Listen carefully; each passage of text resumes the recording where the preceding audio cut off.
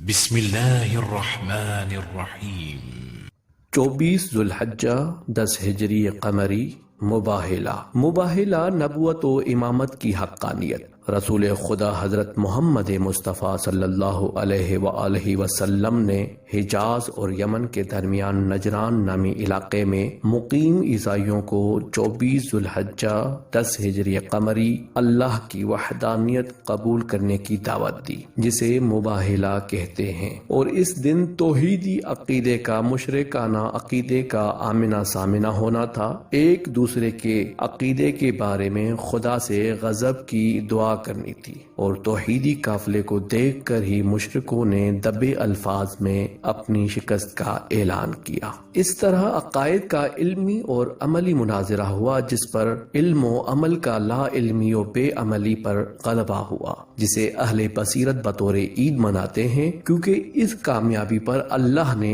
ایک آیت نازل فرمائی ہے۔ آئیے اس نورانی دن کی تاریخی منظر پر طائرانہ نظر کر کے اپنے اذہان اور عقیدے کو متبرک کرتے ہیں۔ آغاز اسلام میں نجران ہی وہ واحد علاقہ تھا جس میں عیسائی رہا کرتے تھے، جنہوں نے بت پرستی چھوڑ کر عیسائیت اختیار کر لی تھی۔ جس وقت پیغمبر اکرم صلی اللہ علیہ وآلہ وسلم نے تمام حکومتی مراکز اور مذہبی رؤساء کو خط بھیج کر اسلام کی دعوت دی، تو ایک خط نجران کے عیسائی رہنما پاپ کو بھی تحریر کیا، جس میں انہیں اسلام کی دعوت دی۔ پیغمبر اکرم صلی اللہ علیہ وآلہ وسلم کے نمائندوں نے یہ خط پاپ کے حوالے کیا، جس کی تحریر کچھ یوں تھی: شروع کرتا ہوں خدائے ابراہیم و یعقوب و اسحاق علیہم السلام کے نام سے، خدا کے رسول محمد کی جانب سے نجران کے پاپ کے نام۔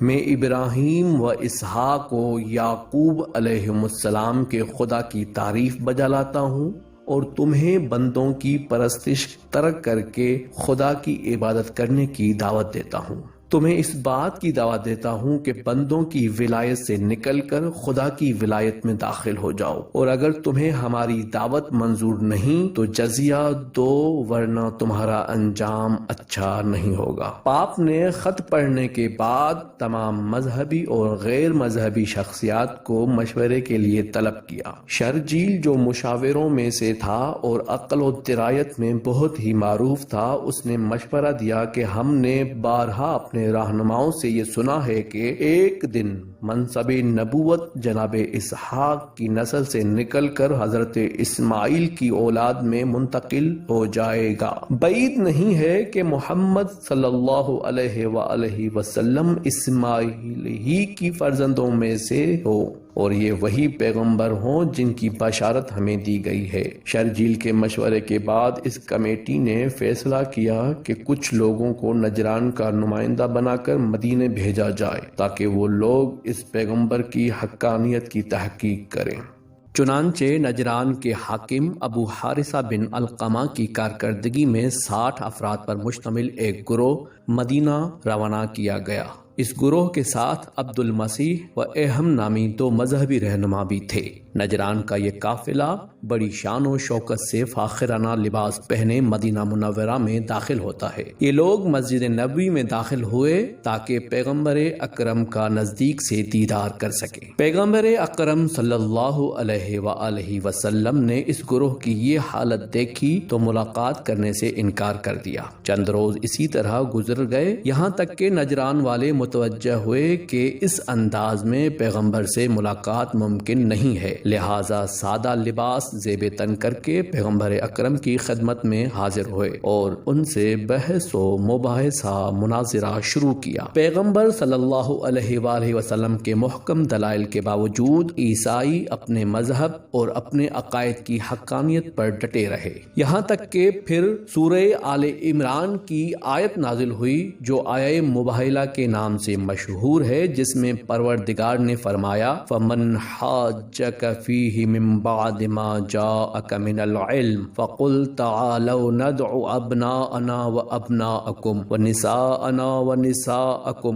وَأَنفُسَنَا وَأَنفُسَكُمْ ثُمَّ نَبْتَهِلْ فَنَجْعَلْ لَعْنَةَ اللَّهِ عَلَى الْكَاذِبِينَ۔ خداوند عالم اپنے رسول سے مخاطب ہو کر کہتا ہے، اے پیغمبر، علم کے آ جانے کے بعد جو لوگ تم سے کٹ حجتی کریں ان سے کہہ دو کہ آؤ ہم لوگ اپنے اپنے فرزند، اپنی اپنی عورتوں اور اپنے اپنے نفسوں کو بلائیں اور پھر خدا کی بارگاہ میں دعا کریں، جھوٹوں پر خدا کی لعنت قرار دیں۔ اس پر طے یہ ہوا کہ کل سورج کے طلوع ہونے کے بعد شہر سے باہر مدینہ کے مشرق میں واقع صحرا میں ملتے ہیں۔ یہ خبر سارے شہر میں پھیل گئی، لوگ مباہلہ شروع ہونے سے پہلے ہی اس جگہ پر پہنچ گئے۔ نجران کے یہ نمائندے آپس میں کہتے تھے کہ اگر آج محمد صلی اللہ علیہ وآلہ وسلم اپنے سرداروں اور سپاہیوں کے ساتھ میدان میں حاضر ہوتے ہیں تو معلوم ہوگا کہ وہ حق پر نہیں ہے، اور اگر وہ اپنے عزیزوں کو لے آتے ہیں تو وہ اپنے دعوے میں سچے ہیں۔ سب کی نظریں شہر کے دروازے پر ٹکی ہیں۔ دور سے مبہم سایہ نظر آنے لگا، جس سے ناظرین کی حیرت میں اضافہ ہوا۔ جو کچھ دیکھ رہے تھے اس کا تصور بھی نہیں کرتے تھے۔ پیغمبر خدا صلی اللہ علیہ وآلہ وسلم ایک ہاتھ سے حسین علیہ السلام کو آغوش میں لیے ہوئے ہیں اور دوسری جانب سے حسن علیہ السلام کا ہاتھ پکڑ رکھا ہے۔ حضرت کے پیچھے پیچھے ان کی دختر گرامی سیدۃ النساء للعالمین حضرت فاطمہ زہرا سلام اللہ علیہا چل رہی ہیں، اور ان سب کے پیچھے حضرت کے اموزاد بھائی حسنین کے بابا اور فاطمہ کے شوہر علی ابن ابی طالب علیہ السلام ہیں۔ صحرا میں ہمیں اور ولولے کی صدائیں بلند ہونے لگی۔ کوئی کہہ رہا ہے دیکھو پیغمبر اپنے سب سے پیارے عزیزوں کو لے آیا ہے، دوسرا کہہ رہا ہے اپنے دعوے پر انہیں اتنا یقین ہے کہ ان کو ساتھ لائے ہیں۔ ان کے سب سے بڑے پادری نے کہا میں یہاں ان چہروں کو دیکھ رہا ہوں جو اگر پہاڑ کی طرف اشارہ کریں تو ان پر بھی لرزہ طاری ہو جائے گا، اور اگر انہوں نے دعا کے لیے ہاتھ اٹھائے تو ہم اسی صحرا میں قہر الہی میں گرفتار ہو جائیں گے اور ہمارا نام صفحہ ہستی سے مٹ جائے گا۔ دوسرے نے کہا تو پھر اس کا سد باب کیا ہے؟